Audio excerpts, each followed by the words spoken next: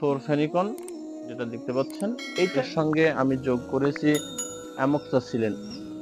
Amoxicillin. এই দুইটা হচ্ছে বুডারের মেইন মেডিসিন, অর্থাৎ ক্লোরফেনিকন মেইন মেডিসিন, এর সঙ্গে অ্যামোক্সাসিলিন যোগ করেছি।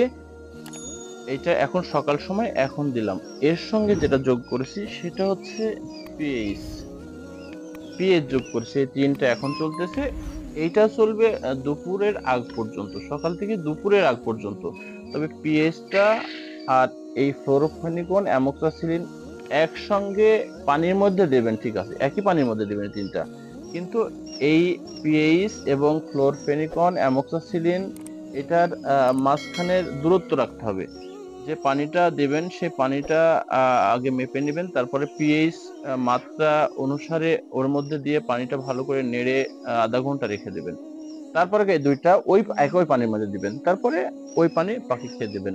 এটা আমার প্রতিদিনের জন্য, এই 5 দিনের মধ্যে প্রতিদিনের জন্য এটা সকাল থেকে দুপুরের আগ পর্যন্ত এই তিনটা চলবে।